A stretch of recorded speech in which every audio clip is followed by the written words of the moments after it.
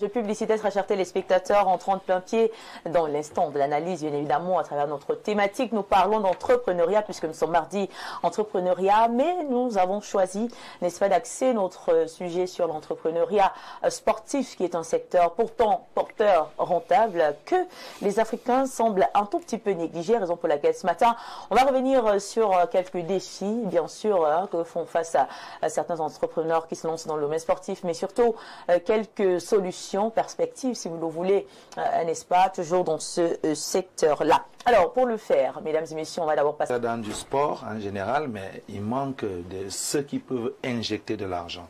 Du coup, on les encourage souvent à certaines pratiques, telles que le développement participatif, où ils peuvent entre eux mettre de l'argent pour créer des complexes et autres. Les investisseurs ne mettent pas suffisamment d'argent dans le sport. Et l'encadrement offre encore des difficultés et puis les entrepreneurs dans le domaine du sport, eux aussi, ils rencontrent encore beaucoup de problèmes dans le sens de développer leur activité sportive, à l'instar des clubs et bien d'autres activités. Et ce qui tue encore beaucoup plus ce secteur, quand nous prenons le cas du Cameroun, c'est qu'il y a encore beaucoup d'actions qui se passent à l'informel. C'est-à-dire ceux qui ne sont pas enregistrés mais qui opèrent dans ce domaine et du coup ils ne sont pas encadrés par une certaine réglementation et ça crée des troubles.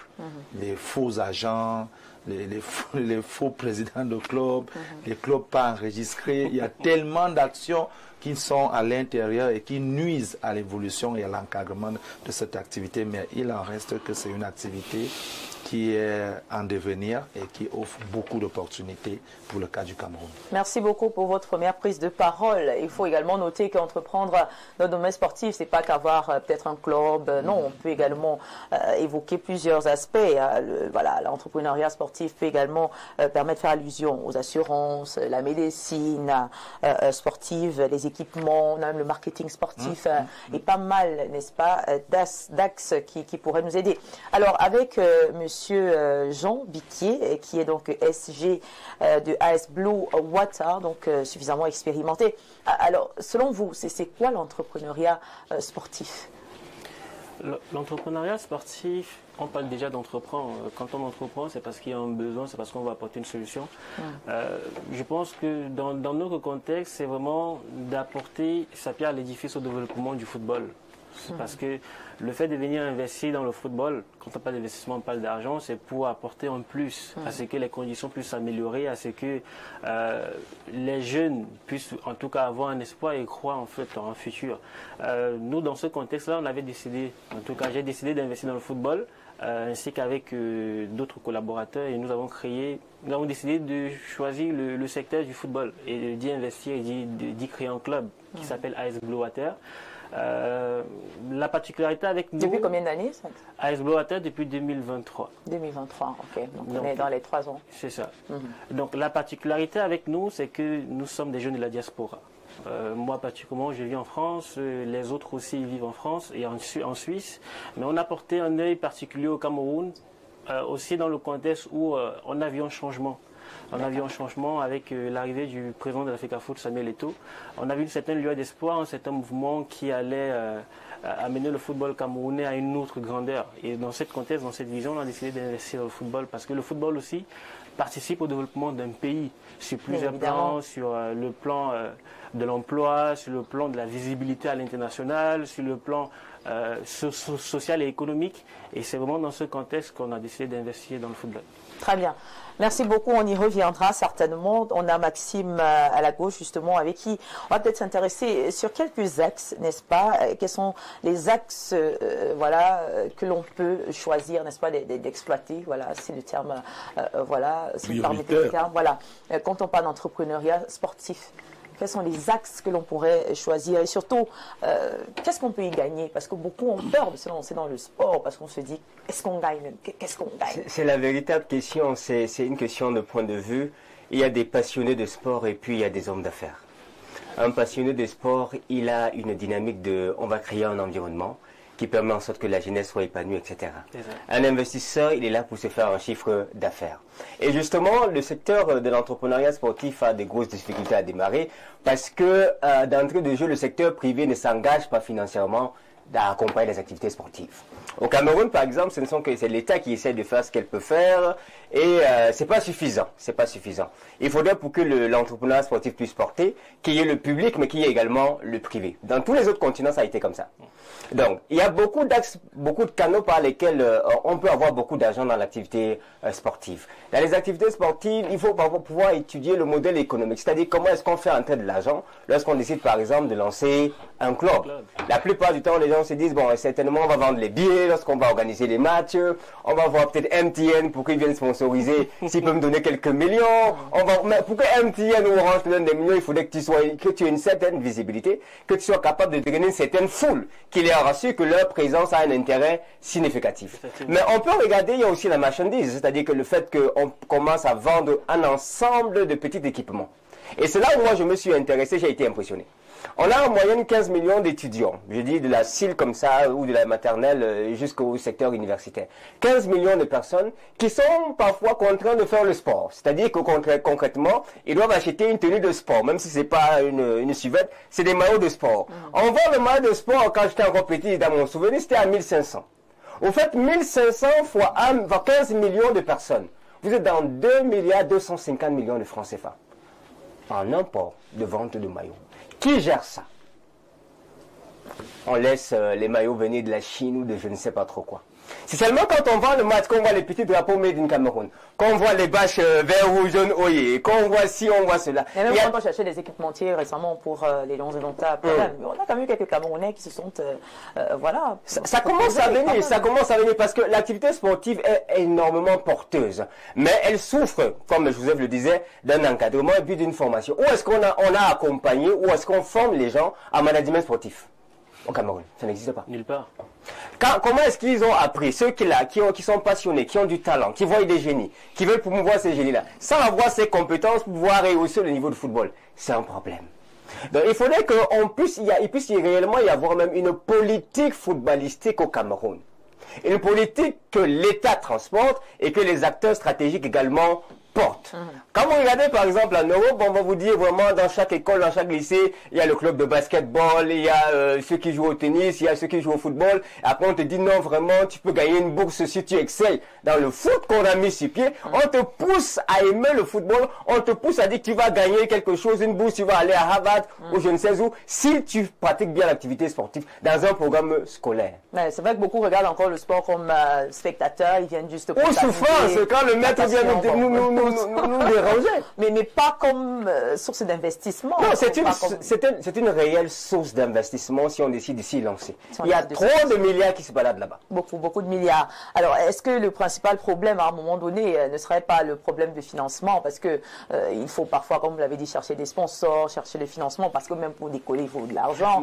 Pour se développer, il faut quand même un financement. Il manque certainement de financement, Andrea. Oui. Mais d'une part aussi, on manque de personnes capables de convaincre les financeurs de mettre de l'argent là-bas dedans. Exactement. Où sont les dossiers financiers solides qu'un manager de club présente aux investisseurs pour qu'ils s'y lancent? Ça n'existe pas.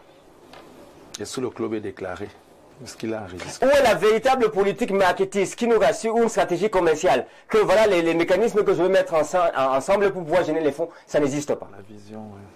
Combien de clubs, lorsqu'ils sont nés, moi je suis pas là pour tirer sur les gens, même comme je dis ce que je pense, sont nés avec un véritable plan de développement de carrière. C'est-à-dire que tu parles, le voir, il dit non, j'ai vu le petit là, le gars là joue bien, on est au quartier, il fait que jouer là, je ne fais que passer, on est au quartier. C'est quoi son plan de développement de carrière? Il ne peut pas te répondre. Il n'y a pas de vision derrière. Il n'y a pas de vision. D'accord. Avec Pierre Bléreux-Yémec, on a peut-être également ce problème au niveau de la gestion des talents et même des ressources humaines, en plus du problème de financement, comme je viens de l'évoquer avec justement le frère Maxime. Selon toi, voilà, quels sont les défis auxquels font face les entrepreneurs sportifs au Cameroun? Au Cameroun en particulier. Pas seulement les entrepreneurs sportifs. Au Cameroun, il n'y a que les Bayamselan. Comment ça? Oui, je vais vous dire, il n'y a que les Bayamselan.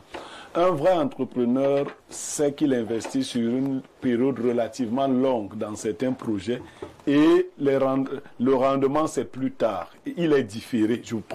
On parle abondamment du football. Il faut que les gens qui ont de l'argent sachent que le football peut les rendre immensément riches. Et pour aussi les ruiner. Ça peut aussi... Non, mais il faut qu'ils travaillent sur le long terme. Le problème, le football est déjà suffisamment encadré. Vous savez, vous avez cité le président de la FECAFOOT. Son principal encadreur a bouffé un argent fou derrière Eto'o, vous savez. C'est cela. Est-ce que les gens, quand je dis qu'ils sont des Bayamsela, les Camerounais ne veulent pas former. Ils ne sont pas patients.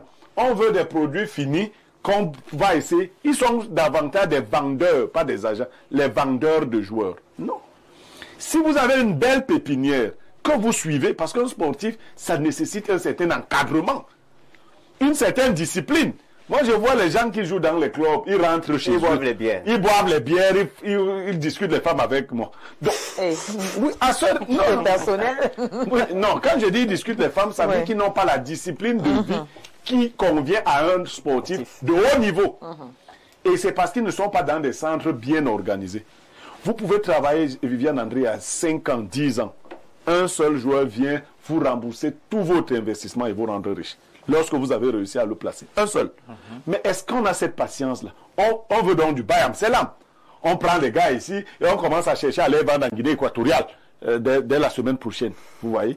Donc, je parlais tantôt de la gestion des talents, hein, parce que justement j'ai pris l'exemple avec Maxime tout à l'heure pour dire que quand on cherchait récemment les équipementiers pour habiller les Lions Indomptables, on a eu des Camerounais qui se sont prononcés. Non, ça prouve quand même, qu'il y a des génies. Non, il y a des personnes qui ont la Viviane, oui, pour la culture de nos téléspectateurs, un équipementier, celui qui s'est présenté, c'est quelqu'un, il croit qu'il faut fabriquer les habits, que c'est ça les équipementiers. C'est pas ça. Vous voyez, donc nous ne le savons même pas. Parce que c'est ça qu'on a dit. Justement, d'où l'encadrement. Non, je dis, ils ne peuvent, ceux que j'ai vus là, ne peuvent pas être équipementiers. Un équipementier, c'est un sponsor. Financier. Vous comprenez? Donc, c'était les Camerounais, on nous dit, on n'a pas pris un Camerounais. Ils comprennent par là qu'on doit donner un marché à un Camerounais. Peut-être les recadrer à un moment donné. Non, ils ne peuvent pas être équipementiers. Tu peux être équipementier des Lions Indomptables si tu es capable de mettre à la disposition des Lions Indomptables au moins 2 milliards par an, c'est-à-dire tes dons. Je ne rentre pas dans les détails. Mais quelqu'un qui peine à payer ses factures de lumière, il dit qu'il veut être l'équipementier. Non, il faut arrêter ce genre de blague. Si on cite même celui-là, il faut le tabasser. Donc, ça, ce n'est pas des équipementiers. C'est ce que je disais. Oui, voilà, c'est du Bayam Sala. Et lui-même ne fabrique pas les équipements dont il parle. C'est-à-dire, il part en Chine, il achète, il flotte, et il vient vendre aux Lions Indomptables. Ça fait pas sérieux. Mais on n'a quand même pas de boutique de Lions Indomptables où on peut trouver des accessoires. Il faut demander aux gens de l'Africa Foot. Voilà.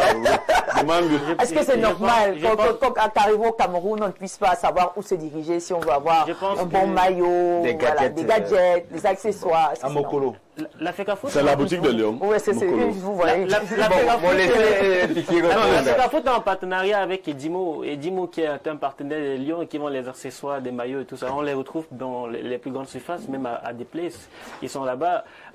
C'est de la bonne qualité. Edimo est connu. Donc, ils ont des partenaires officiels. On peut retrouver les différents accessoires, les goodies des Lions Indomptables. Oui, mais moi, j'en ai acheté souvent quand j'ai eu l'opportunité, lorsque j'allais au stade. Oui. OK? Tout le monde ne va pas à Place. Quand on arrive dans des complexes sportifs ou des infrastructures sportives, on s'attend à avoir des boutiques ou des espaces où tu peux trouver des maillots. On a quand même des stades.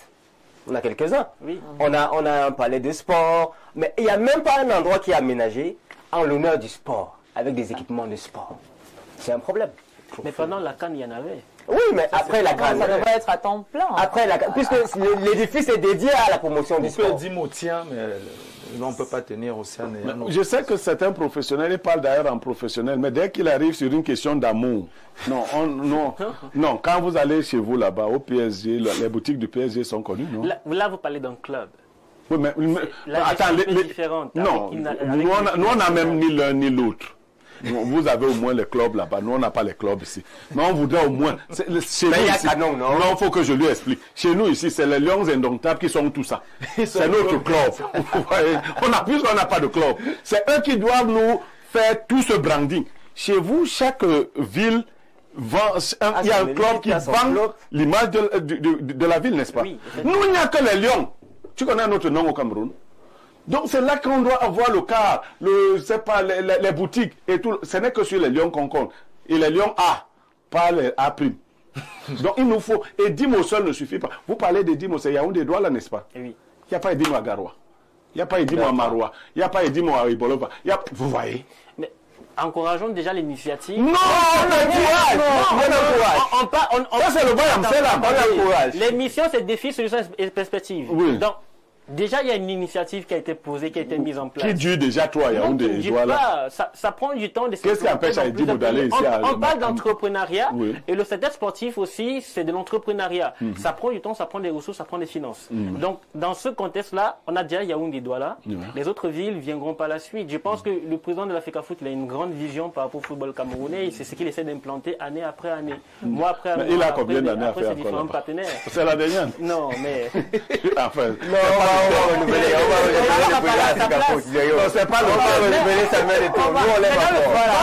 un président ne fait pas tout. Oui. C'est-à-dire, même le successeur peut continuer la vision que le président actuel a. D'accord. Donc, on verra ça avec le successeur. D'accord, on va revenir sur le sujet du jour. On parle des défis, n'est-ce pas, auxquels font face les entrepreneurs dans le domaine du sport. Et tout à l'heure, on a évoqué l'aspect financier déjà, également, qui n'est pas facile. Et puis l'aspect, justement, gestion des talents, ressources humaines. C'est pas évident. Voilà, pour ces jeunes-là. On a quand même l'impression que c'est tout cela qui pousse à beaucoup de Camerounais à rester là en tant que spectateurs, tout simplement, et à ne pas se lancer, à ne pas regarder le football, enfin le sport en général, comme étant un secteur où on peut investir, où on peut gagner de l'argent. Donc, quelques solutions, justement, pour ces personnes-là. Alors, avec Joseph Zambo, qui est très calme quand même depuis un certain temps. Joseph Zambo, quelques solutions. Oui, en tout cas, moi, je pense qu'au niveau des solutions, il faut qu'on essaie de miser sur les plus petits. Parce qu'aujourd'hui, on a un problème au niveau de la ressource, au niveau des sportifs. Par exemple, lorsqu'on parle de la commercialisation, parfois des joueurs et tout, c'est qu'ils sont déjà tous vieux. C'est-à-dire, si on commence, et aussi même dans le domaine éducatif, moi je le propose, il faut qu'on ait des programmes scolaires qui forment en même temps. Donc, il y a, par exemple, en France, on a des foot-écoles. On a des programmes comme ça. Parce que la plupart des sportifs sont illettrés. Et ça, c'est un problème. Parce que c'est quand on n'a pas fait l'école qu'on essaye de se rattraper. Non, parce que faire les deux, c'est difficile séparément. C'est-à-dire, le sport en lui-même est déjà très difficile à suivre d'un côté, et l'école aussi, il faut faire des répétitions, il faut sortir à 7h, rentrer à 17h. Maintenant, le président du club, lui, te dit qu'au stade, 13h, tout le monde au stade. Oh, toi, tu dois aller au cours, les cours finissent à 18h. C'est très difficile. Donc, moi, je les faire séparément. De les faire séparément. Oui, voilà. Oui. Si on peut allier. On doit les allier. Et ça, c'est le politique. Non, c'est pour ça que nous parlons. Donc, j'ai dit, il faudrait que le ministère de l'Éducation, ou en charge, avec le ministère des Sports, qu'on trouve des écoles spécialisées pour des sportifs. Il y en a quand même qui font la différence. On a Ernest, le Malien, qui est devenu riche en habillant justement l'équipe du Mali. Non, moi, je ne parle pas l'habillement, moi, je parle au niveau de l'éducation. Oui, ça commence par là. Faire le foot école. Ou bien, c'est pas marathon, école, sport, école. Qu'on ait des programmes adaptés. Oui. Et puis, les écoles maintenant à l'intérieur, qu'on puisse détecter dans les talents et les passions des jeunes. Ça signifie que quand l'enfant vient s'inscrire, il ne vient pas s'inscrire à foot école. Il vient s'inscrire à l'école, mais l'école a déjà le basket, la natation. Et là, on déniche alors les talents. Ça fait que l'enfant a le baccalauréat à l'école et en même temps est promu à pouvoir déjà s'émanciper dans sa discipline sportive. Si on commence par là, on aura beaucoup de la pépinière assez très jeune, et c'est là où l'industrie peut être exploitée. Alors, on dit qu'il n'y a pas de financement. Le bas âge, bien sûr. Oui. Non, l'industrie peut être exploitée lorsqu'on a de la bonne ressource. Et la bonne ressource, c'est parce que voilà, on a commencé dès le bas âge. Dès le bas âge, qu'elle ne soit pas vieillissante, parce qu'aujourd'hui, on a les enfants à 30 ans. C'est là où ils peuvent déjà vouloir voyager. Or, 30 ans, on commence à avoir la retraite dans le domaine du sport. Bien sûr. Donc, et ça va aussi inciter donc, les investisseurs à mettre de l'argent parce qu'il y aura de la matière. À exploiter. D'accord, c'est un bon point, merci beaucoup. Axe de solution, peut-être avec vous, M. Biquier. Comment gagner de l'argent dans le football ça commence par la formation. Parce que si les personnes ne sont pas formées, comme le disait M. Ibrahim tout à l'heure, si vous n'avez pas de la sagesse management, même sur le plan commercial, vous ne pouvez pas déjà convaincre un sponsor de vous suivre pour pouvoir vous équiper ou même pouvoir injecter son argent à l'intérieur. Donc, tout commence par là. Savoir manager, avoir toute une vision, avoir tout un plan, être discipliné et structuré. Je prends dans notre cas, nous à S-Blowater, aujourd'hui on compte plusieurs sponsors, allons sur plusieurs secteurs, On a par exemple une école qui est notre sponsor, l'école bilingue Amazia, qui...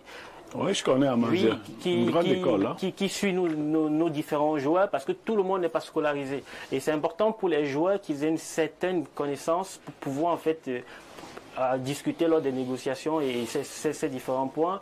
On a aussi sur le secteur médical, on a un partenariat avec la polyclinique automédicale qui est située juste à Ligue Sono, qui à chaque match déploie en tout cas un de leurs véhicules pour nos différents blessés et faire ce suivi-là. On a plusieurs types de sponsors. Moi-même aussi, en tant qu'entrepreneur, je ne suis pas que dans le football. Je suis aussi promoteur d'une marque, d'un établissement de vente de bouteilles de gaz, aussi d'une application de réservation de billets de voyage en ligne. Et j'investis aussi. C'est ça, j'appuie aussi mon club. Et ça, c'est important de pouvoir en tout cas convaincre la personne en face d'investir, de pouvoir te suivre dans cette vision-là. On peut parler également du marché du sport digital. Ça, c'est important. Le sport, c'est également très important. La communication. Ça, c'est important, la communication. Aujourd'hui, un club sérieux, et il y en a beaucoup, qui se disent club, mais qui n'ont même pas de vitrine. C'est-à-dire, on ne peut même pas les trouver sur les... Si tu tapes le nom du club, tu ne trouves rien. Tu tapes le nom même sur Facebook, tu ne trouves absolument rien. Mais le club existe. Comment tu peux avoir... Comment tu peux vouloir convaincre une personne? C'est un club de village. On ne voit même pas ce que vous faites. Et nous, à AS Blauwater, on est assez structuré sur ce niveau-là. Et je dirais, le football aussi, ça permet de créer un peu de développement parce qu'on emploie énormément de personnes sur ce côté-là. On a un département psychologique qui permet de suivre les joueurs pour qu'ils soient mentalement stables. On a un département communicationnel qui s'occupe de toutes ces communications-là. On a un département aussi sur le plan de la juridique qui permet aussi de pouvoir rédiger les contrats et s'assurer de tout ce côté-là. On a un département marketing et communication qui s'occupe en tout cas de nous chercher les différents sponsors. Et c'est vraiment, quand il y a cette vision-là, et cette structuration-là qui permet en fait de pouvoir impulser et pouvoir générer des fonds sur ce secteur. D'accord. Est-ce qu'il faudrait également promouvoir un tout petit peu le sport féminin, hein? Les femmes sont souvent mises à l'écart quand on parle de sport, hein, cher Maxime? Non, Andrea, avant d'arriver pour la promotion du sport féminin, moi je voulais d'abord assurer pour elle d'abord la promotion des infrastructures équipées. D'accord. Je ne sais pas si vous passez, parfois quand je me déplace, je vois où les enfants jouent. Je n'ai pas envie que mes petites sœurs aillent jouer là-bas. Parce que les filles ont des intimités assez particulières. Donc moi je pense que pour booster également l'activité de l'entrepreneuriat sportif et permettre, il y a déjà un complexe où je vais pratiquement 3 fois tous les ans. Il y a SN Sport, c'est pas de la pub, à Chapelle-Ngosso. Et c'est très intéressant parce qu'on loue l'heure à 35 000. Ouais. C'est-à-dire que là-bas, tout est gazonné, c'est cadré, il y a l'espace du basket, il y a l'espace du tennis de table, etc. Mais il y a, je vais là-bas avec l'église, on fait 3 fois par mois, et puis on vient simplement s'amuser, et c'est très propre. Ouais. Le fait que ce soit sain, encadré, propre, a fait en sorte qu'on a pris un abonnement sur l'année. Ok. Pour les 3 passages où on intervient. Mais on a cherché un endroit comme ça parce qu'à une période, quand je suis allé demander, parce que je voulais qu'on puisse sortir un peu du contexte de seulement de la prière, etc. Quand on est allé demander, quelqu'un avait payé l'heure de 14h à 18h sur toute une année. Ouais. Il fallait, c'est-à-dire que la société ne pouvait pas me vendre cette heure-là. Et avec des heures bizarres en matinée, des week-ends qui n'étaient pas très intéressants. Il fallait aller voir le monsieur qui a payé sur toute l'année pour négocier la tranche d'heure avec lui pour qu'il nous accorde. Je suis resté comme ça, j'ai vu ça comme un film. Et donc, il y a des gens, l'activité sportive donne de l'argent, elle donne véritablement lorsque les équipements et le cadre est véritablement intéressant. Ensuite, on peut faire la promotion du football féminin. D'accord. Merci beaucoup. Et d'autant plus que, excusez-moi, je vais chuter par là. Oui. Lorsque parce qu'il faut encourager les investisseurs à investir dans le secteur sportif, lorsque vous mettez en place de tels cadres, en réalité, vous récupérez vos fonds. Vous récupérez vos fonds, vous pouvez vous servir de ces infrastructures-là pour organiser plusieurs autres événements. C'est pratiquement ce qui se fait avec le Palais des Sports et les organisations. Oui, mais je vais embrayer parce que Viviane Andrea, j'ai visité ce week-end en même temps le complexe sportif d'Olembe. Ce week-end? Oui, je l'ai visité. Comment vous l'avez trouvé? Oh, ben, c'est pas à moi de communiquer pour eux. Vous n'êtes pas de la communication? Oui, ce n'est pas de la communication de l'ONIES, non. Mais je suis allé par curiosité et j'ai observé quelque chose. Pendant toute cette période, un travail important s'est fait. Le complexe va s'ouvrir le 6 avril, mais je vous assure, les Camerounais seront satisfaits de ce qui s'est passé là-bas en temps. C'est beau. L'hôtel n'est pas terminé. mais il y a déjà beaucoup de choses qui sont faites. Ça, moi, j'ai vu. Je ne parle pas de ceux qui disaient qu'il y avait un hôtel qui était au sous-sol. Ceux qui sont... Et puis, les salles de conférence, les restaurants, je vous assure, si les Camerounais tiennent bien cet instrument, c'est un levier de développement dans le domaine. C'est vraiment quelque chose de lourd. C'est vrai que ça a pris un temps fou. Vivement que ça démarre ce samedi, le 6 avril. J'ai décidé d'y repartir avec leur autorisation pour avoir des images. Parce que ce jour, je n'avais aucune autorisation. Je n'ai pas pu faire des images. J'en ferai pour qu'on voit ce qui s'y est fait. Et qu'on voit qu'effectivement, bon, Yaoundé est peut-être mieux loti que les autres villes, mais il faut bien commencer quelque part. D'accord, il faut bien commencer quelque part. Alors, on va prendre quelques réactions de nos téléspectateurs qui nous regardent. Bonjour le panel, nous sommes trop pressés chez nous. Comment gagner de l'argent dans un secteur où on n'investit pas? Le sportif ou le footballeur est une entreprise. Si vous espérez recevoir quelque chose, il faut être capable d'investir. Aujourd'hui, les footballeurs ailleurs sont toute une entreprise qui crée des emplois autour d'eux.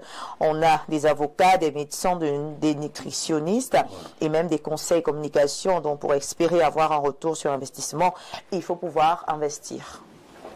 Je pense qu'il est bien précis, ce qu'il dit. Alors, bonjour le panel. J'ai été plus que surpris hier de voir les U17 évoluer avec un maillot Fortine, avec 5 étoiles. C'est-à-dire que les U17 ont déjà gagné la compétition 5 fois. Soyons sérieux dans ce pays. Il est clair que ces maillots étaient pour les seniors. Bonjour à vous, s'il vous plaît. Je voudrais le numéro de M. Blériot pour une dénonciation. Bonjour Espace Miné, bonjour Madame la présentatrice, très belle émission, très belle. On dirait que lueur des étoiles du ciel. Non, les dragueurs, Parlons de la thématique, chers téléspectateurs. Bonjour et bon début de mois d'avril à vous sur le plateau. En tant qu'entrepreneur pour la nature, je ne vois que les défis environnementaux à relever dans le sport. Et pour ce faire, il faut d'abord poser le problème et apporter une solution, qui est d'ailleurs l'essence même de tout entrepreneuriat. Défi décarbonons le sport. L'empreinte carbone du football et du rugby est passée au crible. Voilà, il dit le problème dans un rapport dans l'empreinte carbone des deux sports emblématiques français. Le football et le rugby à eux seuls rassemblent près de 2,5 millions pour la saison 2022-2023, dont 2,1 millions rien que pour le football, et attirent pas moins de 14 millions de spectateurs. Résultat, le bilan carbone de ces deux sports est très très élevé, soit 2,2 millions de tonnes de CO2 émises chaque année. Attention toutefois, prise individuellement, l'empreinte carbone d'un joueur professionnel est 40 fois plus élevée qu'un amateur. La raison, les déplacements. On comprend par là que la première source d'émissions de CO2 est le transport. 49% des émissions justement résultent des déplacements des joueurs, mais également des spectateurs venus assister à la rencontre. Et puis, solution possible, voilà, côté transport, il est possible de décarboner 99% des trajets des spectateurs, y compris les déplacements où l'avion peut être remplacé par le train, le car ou la voiture électrique. Voilà. Merci pour votre réaction. Alors, bonjour à tous sur le plateau. C'est trop de calculs quand même en sport. Alors, bonjour à tous sur le plateau. Je voulais souligner par rapport au sujet, prêter de l'argent, voilà, on a terminé avec la dénonciation. Alors, on va prendre peut-être quelques messages de ce côté. Alors, bonjour Madame Viviane, bonjour à ton panel. Je serai peut-être hors sujet. Mais si vous êtes hors sujet, vraiment, on ne va pas lire. Sujet, prière, de nouveau, moi, vraiment, on voudrait les gens qui sont dans le sujet, s'il vous plaît. Bonjour, moi c'est Gilbert. J'ai acheté le nouveau maillot, mon frère, même pas 2 jours. Si je vous montre ça, vous allez confondre ça au maillot du Nigeria. Il a acheté. Il a acheté où? Vous avez acheté où? Moi, bien que je frappe sur les gens de l'Afrique, il a acheté son maillot où? Vous avez acheté ça où, monsieur Gilbert, votre maillot? Parce qu'il y a des génies dans le faux au Cameroun. Ouais. Avant même que le maillot là n'arrive au Cameroun, il existait déjà. Certainement. Voilà. Bonjour Monsieur Pierre, je suis Monsieur Pierre de Yaoundé. Je viens vers vous pour une dénonciation dans la ville de Tchon. Ok, la dénonciation, voilà, une société brassicole est installée, voilà. On va vous la transmettre en eBay pour les dénonciations. Il faut d'abord, les dénonciations, je les recoupe.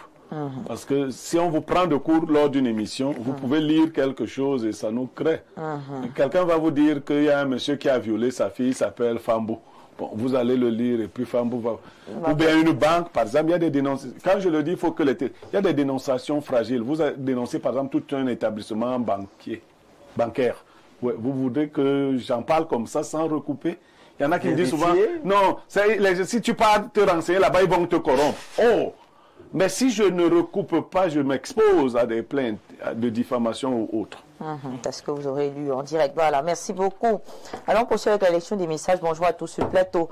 Je voulais souligner par rapport au sujet, prêter de l'argent est souvent bizarre. Merci, hein, on est passé. On parle maintenant de la thématique. C'est l'instant analyse. Un autre message. Bonjour à vous, belle émission. Laissez-moi vous dire que vous êtes aussi jolie que la thématique. D'accord. Je dirais, ils sont trop forts là. Je tiens à féliciter le jeune promoteur Niemek. Il devrait apprendre à être plus sérieux, monsieur Niemek, face à un enfant qui essaie de sortir la tête de l'eau. La moindre des choses, le dénigrement sur Samuel Eto'o.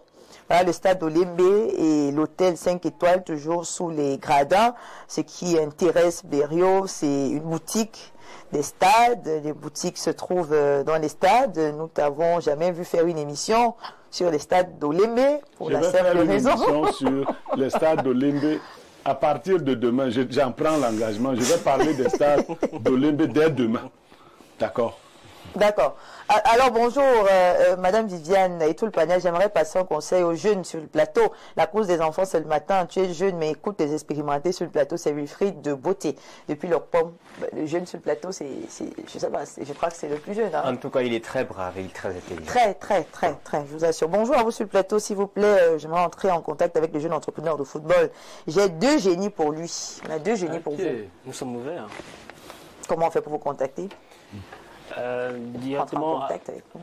Allez sur la page Facebook AS Blue Water, vous allez nous contacter et puis le community manager nous remontera les différentes informations. D'accord, et puis on va faire le dernier tour de table. Vous gardez la parole pour votre mot de fin.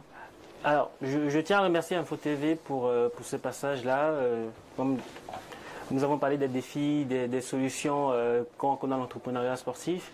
Et nous, au niveau de AS Blue Water, surtout sur l'impulsion du président, M. Pierre Eba, nous avons cette vision-là de vraiment amener le Cameroun, et en tout cas l'image du Cameroun dans un rayonnement, que ce soit sur le plan national, que ce soit sur le plan international. Et c'est pour cela que nous essayons en tout cas d'apporter ce que nous avons pu voir de l'autre côté ici, au niveau de la structuration, au niveau de la communication, au niveau sur le plan juridique, communicationnel, marketing. Et c'est vraiment cela. Et on espère que les Camerounais qui vont croire en nous, parce qu'on a besoin aussi d'une fanbase, ne seront pas déçus par rapport aux différents résultats que nous allons apporter. Merci. D'accord, merci beaucoup à vous, M. Biquet, d'avoir accepté notre invitation et d'être passé sur ce plateau. Merci à vous, alors, Madame Viviane. Joseph Zambo, notre expert en entrepreneuriat, vous le dites souvent hein, que pour entreprendre dans tous les autres secteurs, il faut d'abord déceler un problème et ensuite essayer d'apporter une solution à un problème. Est-ce que c'est le cas également dans le sport?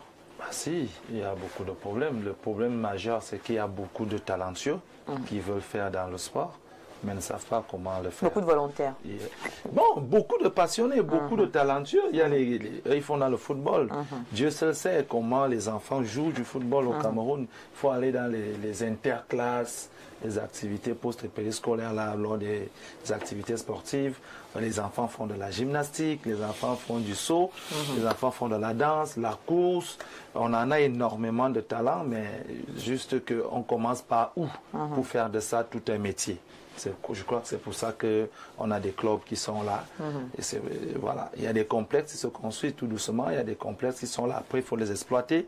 Je pense qu'il faut un très, très gros marketing autour du talent africain, autour du talent camerounais. Et à partir de là, voir dans quelle mesure faire de cela un business. Magnifique. Merci beaucoup, Maxime, qui est justement à ma gauche, qui a certainement un mot de fin, n'est-ce pas, un conseil peut-être général à prodiguer aux jeunes au Cameroun.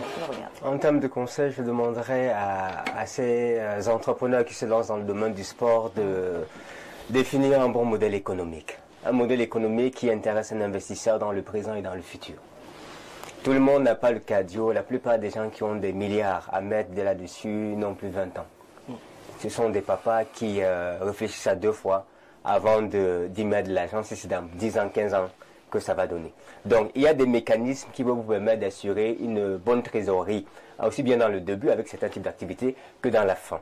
Ils peuvent également promouvoir les talents et les esprits qu'ils ont avec le digital, mais alors véritablement créer, filmer à chaque fois qu'un petit prend le ballon, il fait des choses et puis on est là derrière, on partage, on fait du boosting, etc. On attire l'attention du public sur lui, on monétise les publications qui vont là-dessus, on fait beaucoup de bruit. Ce qui est sûr, c'est qu'en entrepreneuriat, on dit communiquer, c'est exister, ne pas communiquer, c'est ne pas exister.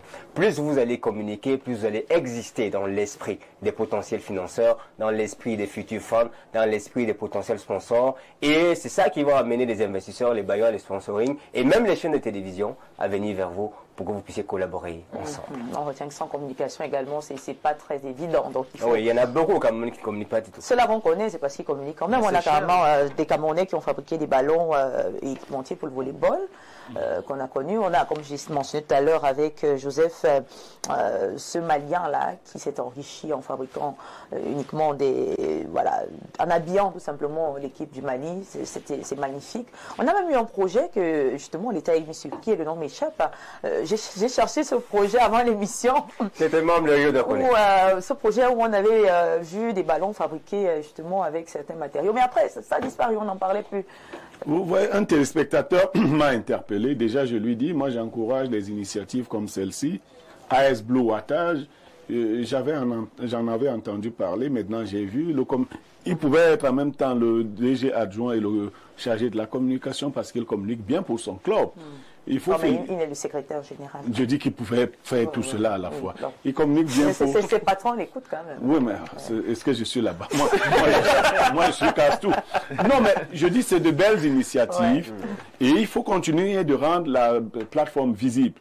Et le même téléspectateur m'a interpellé sur le cas de l'ONIES. On croit que j'ai des choses à couvrir de ce côté-là. J'ai pris l'engagement, j'irai voir le stade d'Olembe à nouveau avec image pour rendre compte aux Camerounais de ce qui s'y passe, de l'état de ce stade, sans parti pris. D'accord. Voilà. Et votre mot de fin concernant la thématique? Bon, le sport, il doit être d'abord impulsé par le haut. Hein. Le problème, c'est qu'il n'y a pas de politique sportive bien définie. Oui. C'est-à-dire que même l'État fait du bail en selam.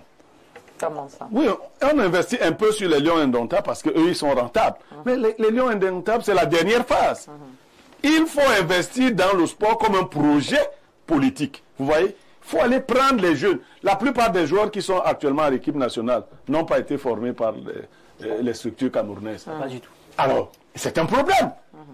Ils viennent jouer par patriotisme. Il faut même mettre des guillemets dans ce patriotisme parce que quand tu viens, tu n'es pas sûr que ta place est assurée. Donc, il faut former les gens. Il faut que les Camerounais forment leur propre talent. D'accord, les Camerounais doivent former leur propre talent. Merci beaucoup, mesdames, messieurs. Il est donc 11h passées de 52 minutes. C'est la fin de cette belle émission. Vous pourrez regarder à nouveau la rediffusion à 22h30 sur les mêmes antennes ou alors à travers notre page officielle Info TV Cameroun via Facebook où nous sommes en direct. Nous parlions donc aujourd'hui, mesdames et messieurs, d'entrepreneuriat sportif. Nos invités, nos experts sur le plateau ont essayé, n'est-ce pas, d'apporter quelques réponses entre défis, perspectives et même solutions. Pourquoi pas pour aider ceux-là qui aimeraient peut-être se lancer dans le domaine de l'entrepreneuriat sportif. Tout est bien, qui finit bien. Je vous laisse en compagnie de nos programmes sur la télévision de proximité du Vivre Ensemble. On se donne rendez-vous demain mercredi pour notre deuxième sortie de la semaine. Sur ce, portez-vous bien. Très bon début de mois à tous et à toutes. Et à demain.